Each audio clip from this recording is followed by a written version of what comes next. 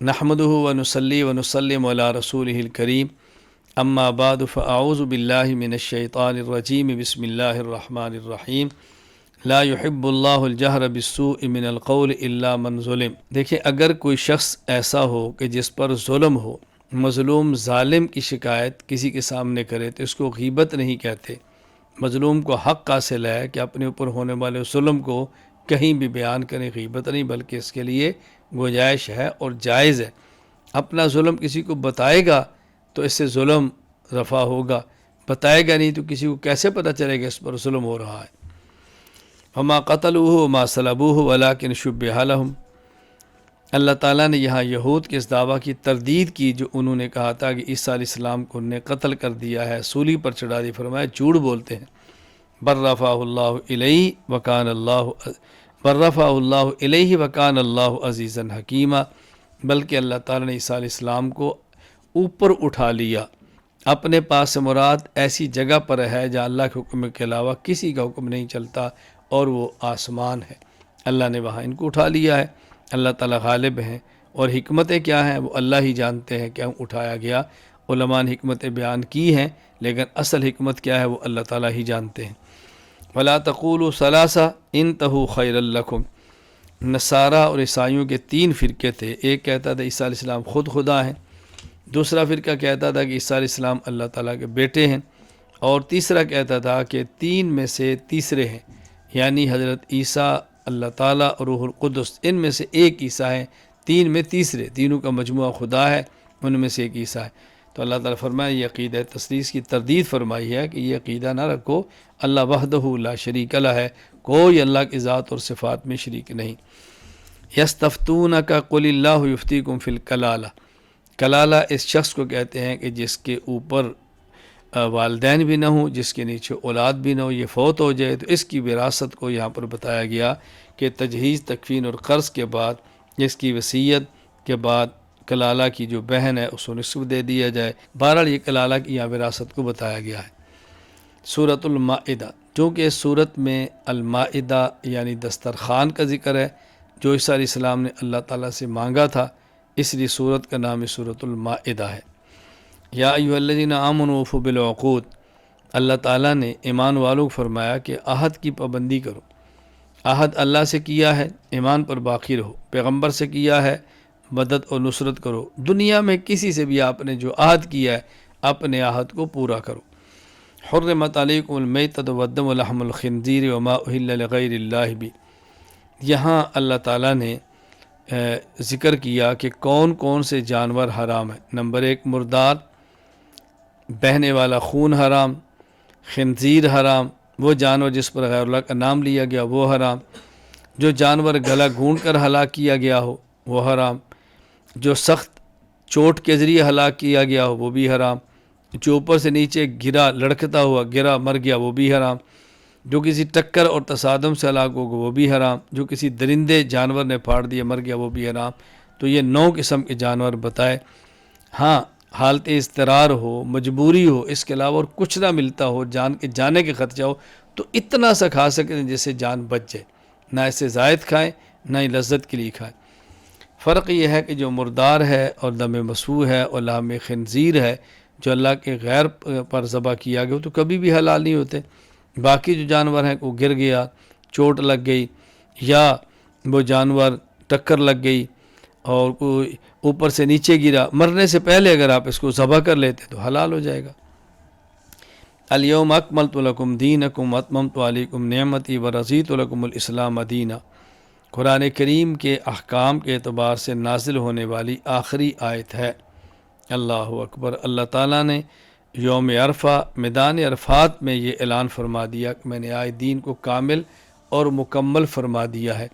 کامل کا معنی کہ احکام بھی دے دیے جو قرآن کریم میں تھے، اصول بھی دے دیے جن سے آئندہ احکام نکلتے رہیں گے۔ تو کامل اور مکمل ہونے کا معنی یہ ہے کہ قرآن کریم بھی دیا، اس کی تفسیر حدیث بھی دی، قرآن کریم میں اصول بھی دیے، اصولوں کے ذریعے مسائل نکلیں گے تو یہ دین کامل اور مکمل ہے۔ وَطَعَامُ الَّذِينَ أُوتُوا الْكِتَابَ حِلٌّ لَكُمْ وَطَعَامُكُمْ حِلٌّ لَهُمْ۔ اہل ایمان جو مسلمان ہیں وہ اور اہل کتاب یہود و نصارہ۔ اہل کتاب سے مراد وہ لوگ ہیں کہ جو کسی ایسی کتاب کے ماننے والے ہوں جو واقعتاً آسمان سے نازل ہوئی ہو، اگرچہ اب اس میں تعریف و تبدیلی ہو، لیکن مانتے اسی کتاب کو ہوں، یہ اہل کتاب ہیں۔ تو مومنین کا اور اہل کتاب کا ذبیحہ یہ حلال ہے، اس کا کھانا جائز ہے۔ ہاں یہ شرط ہے کہ بسم اللہ اللہ اکبر پڑھ کے ذبح کیا جائے۔ یا ایھا الذین آمنوا کونوا قوامین للہ شہداء بالقسط، اللہ تعالیٰ نے مسلمانوں کو حکم دیا ہے کہ عدل اور انصاف سے کام لو، دشمن ہو یا دوست ہو، تمہارے اپنے حق میں ہو یا تمہارے مخالف ہو، ہر حال میں تمہیں انصاف اور عدل سے کام لینا چاہیے۔ وقالت الیہود والنصارى نحن ابناء اللہ واحباؤہ، یہود کہتے ہیں ہم اللہ کے بیٹے، اللہ کے محبوب ہیں۔ عیسائی کہتے ہیں ہم اللہ کے بیٹے، اللہ کے محبوب ہیں۔ اللہ تعالیٰ فرماتا ہے تم دونوں جھوٹ بولتے ہو۔ اگر تم اللہ تعالیٰ کے بیٹے یا اللہ کے محبوب ہو تو بتاؤ اللہ تمہیں عذاب کیوں دے؟ کوئی اپنی اولاد کو اور اپنے محبوبین کو تو عذاب نہیں دیا کرتا۔ اللہ کا محبوب وہی ہے جو اللہ کے حکم کو مانے، جو نہ مانے وہ اللہ کا محبوب نہیں ہو سکتا۔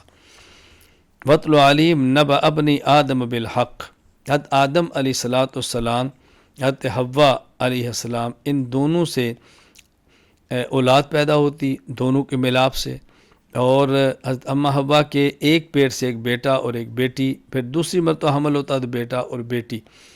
تو ایک حمل سے جو بیٹا ہوتا ہے اس کا دوسرے حمل والی بیٹی سے، اور دوسرے حمل والا جو بیٹا اس کا پہلے حمل والی بیٹی سے نکاح ہوتا، یہ طریقہ تھا۔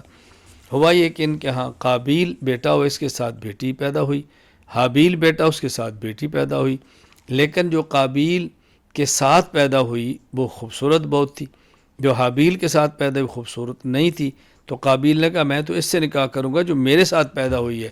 یہ حرام تھا، جائز نہیں تھا۔ حضرت آدم علیہ السلام نے حجت کو پورا کرنے کے لیے، سمجھانے کے لیے فرمایا تم دونوں قربانی کرو، جس کی قربانی اللہ تعالیٰ قبول فرما رہے وہ کرے۔